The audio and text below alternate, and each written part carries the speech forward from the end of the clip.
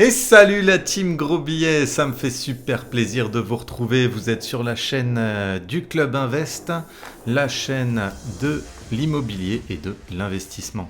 Pour ceux qui ne me connaissent pas, je suis Michel, cofondateur du Club Invest avec mon super acolyte Thibaut, connu sur les réseaux sous le nom de Bye Bye Patron.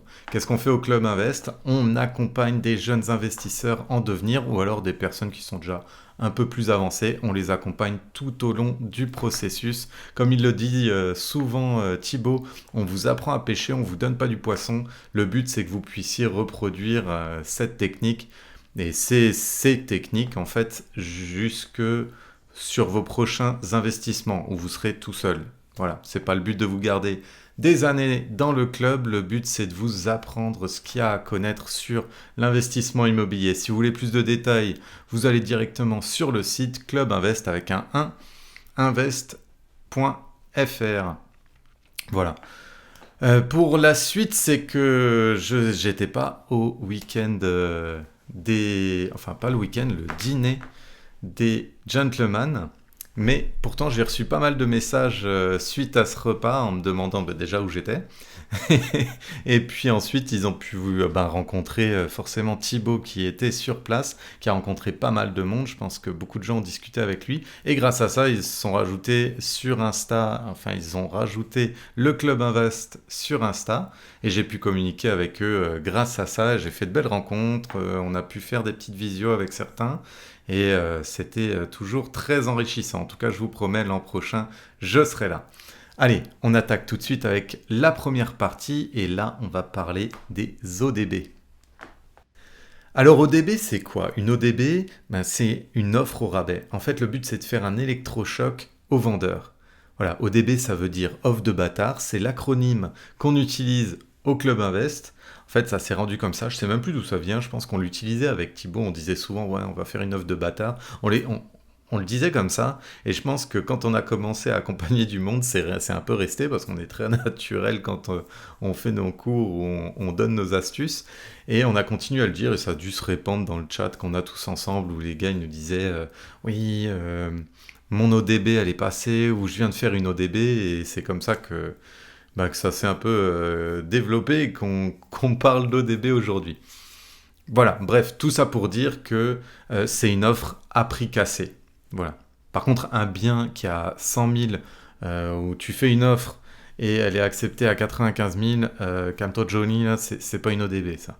Mais par contre, un bien où tu as déjà par rapport, surtout au prix du marché, mais aussi au prix vendeur, une baisse de minimum 20%, oui, là on peut considérer que c'est une ODB.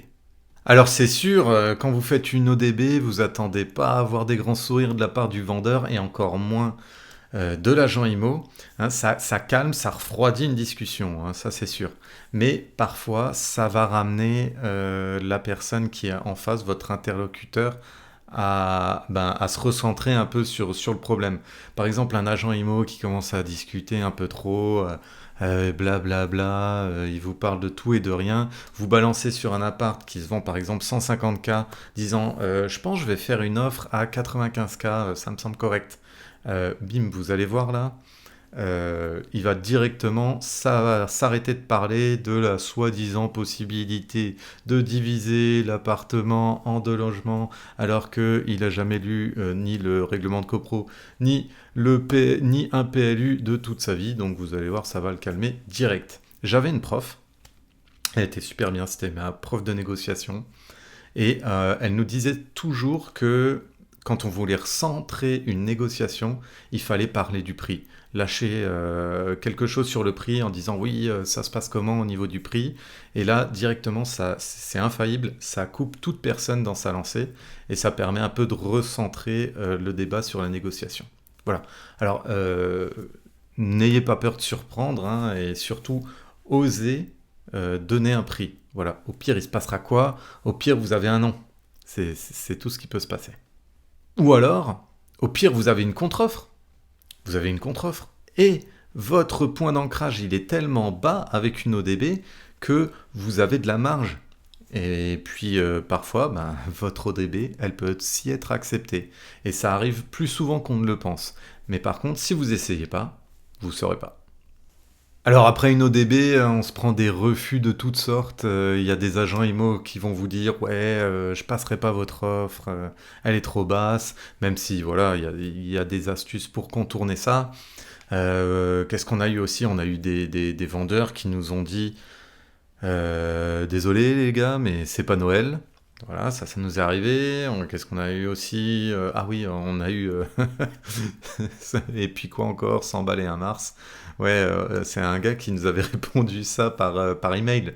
Il nous avait carrément envoyé juste la photo d'un billet de 100 euros et puis d'un Mars.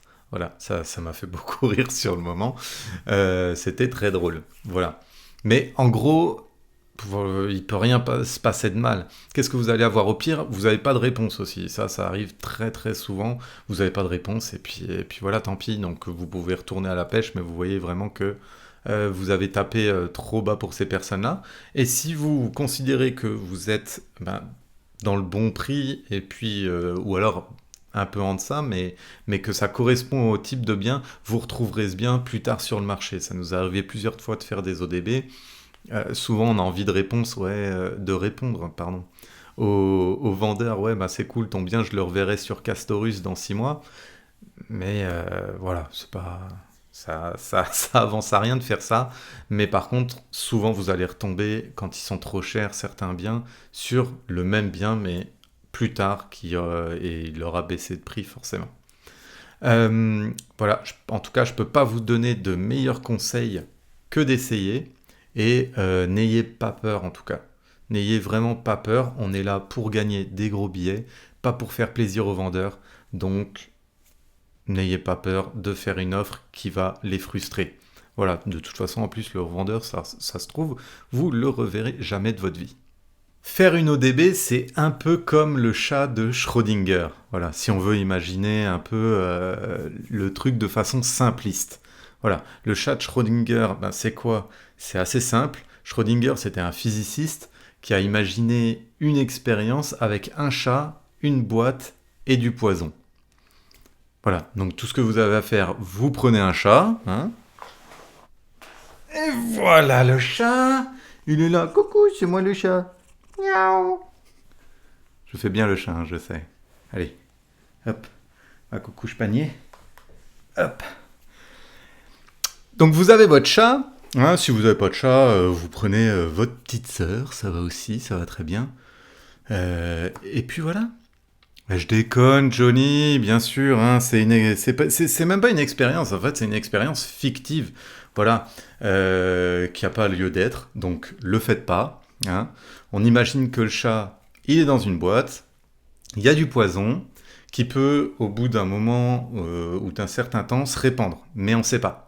Voilà, Einstein, il l'a imaginé, lui, avec de la dynamite. Et cette dynamite explose ou n'explose pas au bout de 10 minutes. On ne le sait pas, mais le principe reste le même. Si le poison se répand, le chat meurt. Si il ne se répand pas, le chat reste en vie. En gros, si on multiplie cette expérience à l'infini, 50% du temps, le chat il va rester en vie, 50% du temps, eh ben, ça va être Sayonara, le petit chat. Mais non, mon petit chat, jamais je ferai ça pour toi. Mais non, t'es la plus belle. Mais comme le chat il est dans la boîte, on ne sait pas ce qui lui est arrivé. En fait, on ne sait pas si le petit chat, il est mort ou il est vivant. C'est que en ouvrant la boîte qu'on va forcer le destin vers une alternative ou une autre. En gros, tant qu'on n'a pas ouvert la boîte, le chat il est dans une sorte de superposition. Il est à la fois mort et à la fois vivant. Donc si on pousse un peu le truc un peu plus loin, c'est de se demander qui est-ce qui ouvre la boîte sur nous, sur nos choix dans la vie, sur ce qu'on fait, et qui va forcer le destin vers une alternative ou une autre. Bon, là on va un peu trop loin, mais on va en revenir au stade où on n'a pas ouvert la boîte, et tant qu'on n'a pas ouvert la boîte, c'est un peu comme pour une ODB. Tant que vous ne faites pas cette ODB, vous n'avez pas ouvert la boîte, du coup vous ne savez pas ce qui peut arriver.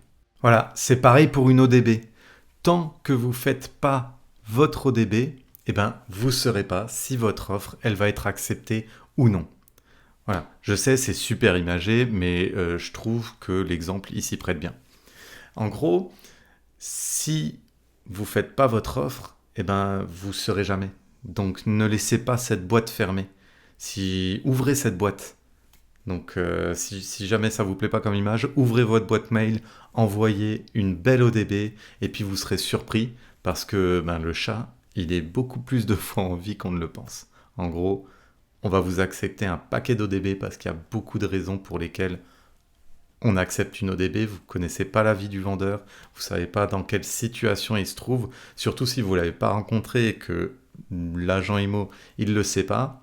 Donc parfois, vous pourrez être vraiment agréablement surpris. Profitez-en et faites de grosses ODB. Allez, après l'offre de bâtard, on va lancer l'offre de Schrödinger.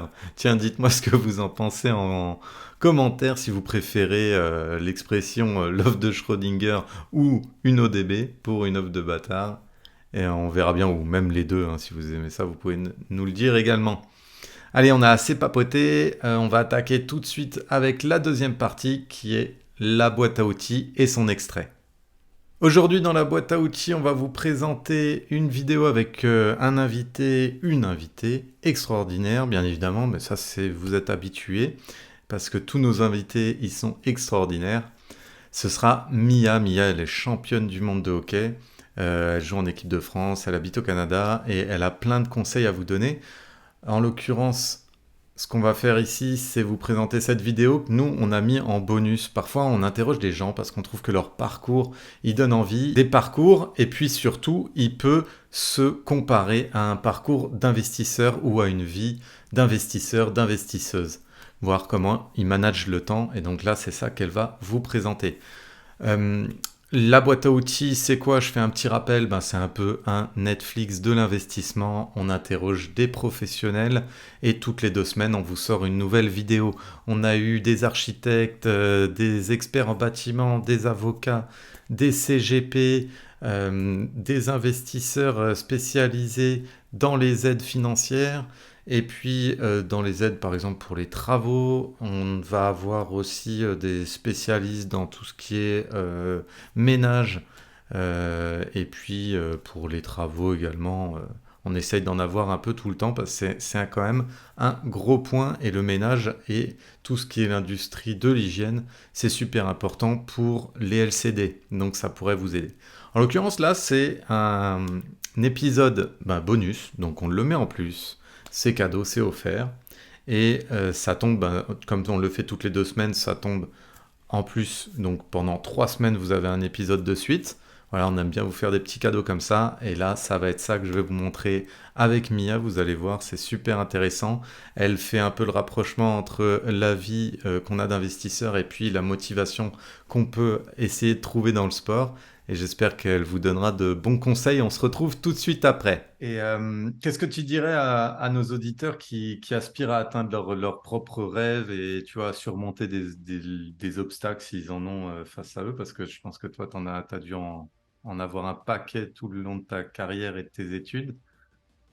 Je pense que c'est d'être très, ici on dit tunnel vision, c'est en fait de dire ben moi c'est ça que je veux et c'est ça que en fait d'être confiant dans soi malgré ce que n'importe qui dit, c'est si j'ai mon objectif que moi je pense que je peux le faire, mais pourquoi est-ce que quelqu'un qui me connaît pas me dirait que je peux pas le faire? Je me connais mieux que n'importe qui, donc je pense juste Pas écouter les autres, quoi. ouais, c'est ça, et pas se trouver des excuses qui viennent des autres, en fait. Si on a Mhm. des excuses, qu'elles viennent de nous-mêmes, oui, mais pas se dire, ouais, mais quelqu'un d'autre a fait ça et a pas, parce que finalement, c'est pas nous. Et je pense de juste vraiment y croire, d'y aller. Si on y va, vas-y à fond, et sans vraiment, peut-être que je pense que c'est pas le conseil qu'on entend le plus souvent, mais sans vraiment y penser, vraiment juste se lancer et faire les étapes, mais sans, overthink tout et sans se dire ah merde mais si plus tard et si ça et si avant et puis final si tu te lances lance-toi à fond quoi. Voilà. Et puis tu verras bien. Ouais. C'est ce qu'on Moi au dit souvent final quand on va j'ai voir fait le ça puis banquier. ça retombe tout ça retombe sur mes deux pattes la plupart du temps donc Ouais. Ben, quand on fait après, on arrive à s'adapter et puis à trouver des solutions et tout le temps. façon, ça avance. En tout cas, c'est un bon conseil. Est-ce que tu as déjà eu, qu'on t'a déjà dit, c'est quoi, ben, d'ailleurs, le meilleur conseil qu'on t'ait donné, que ce soit dans le sport ou à l'université ou d'un point de vue professionnel quand tu étais à l'hôpital, je sais pas. Ah, une quote, mais la savoir exactement, mais en gros, ça dit, c'est une quote qui est quand même famous au hockey, que c'est 100% des shoots que tu prends pas, tu vas les manquer. Ok. Et c'est un peu, c'est toujours ça, c'est se dire, ben, si je le fais pas, je ne saurai jamais si je vais réussir ou non. Et en fait, de tout le temps, je me dis tout le temps, je fais rien à essayer. Dans le sens que si je fais un truc où je sais que je vais pas forcément perdre, je me dis merde, je vais peut-être avoir l'air con à essayer ça, mais que finalement il n'y a pas de grosses conséquences, ben, d'arrêter de se dire et juste de le faire quoi. Essaye.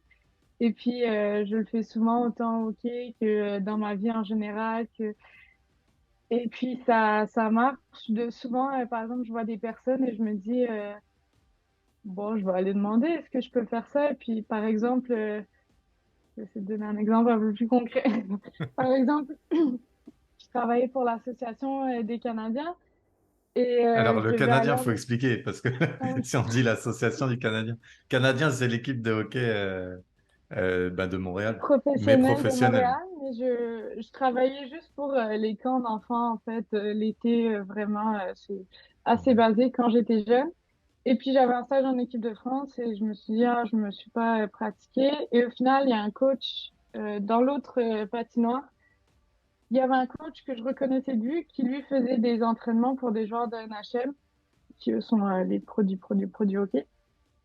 Et puis je me suis dit, bon, bah, je peux rien essayer. Et au final, je suis allée lui demander, est-ce que je pourrais m'entraîner avec vous, jouer en équipe de France, alors que, bah, alors, déjà, tous ces gars-là ont sûrement jamais joué avec une fille, et j'avais aucun truc à faire là, quoi. C'est juste des gars de NHL. Et je me suis dit, bah, tu peux rien demander. Et au final, il m'a dit oui.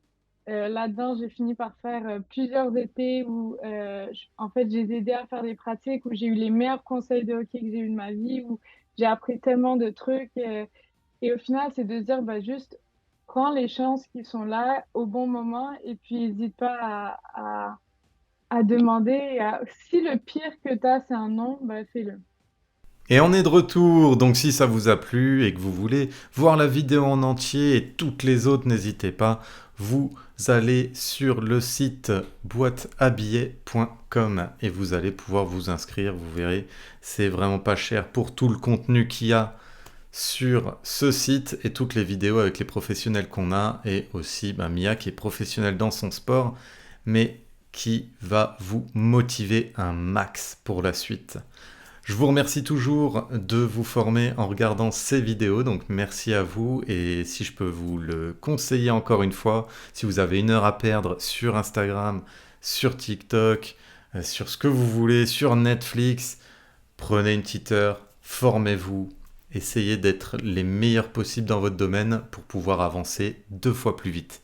Voilà, si vous avez des questions, vous n'hésitez pas, vous nous écrivez ben justement sur TikTok, sur Insta, sur Twitter, vous pouvez nous écrire partout, ou même sur notre adresse email info@clubinvest avec un 1.fr. Voilà, n'hésitez pas, vous nous écrivez, on vous répond et je vous dis ciao la team gros billets, on se voit bientôt dans une prochaine vidéo. Bye.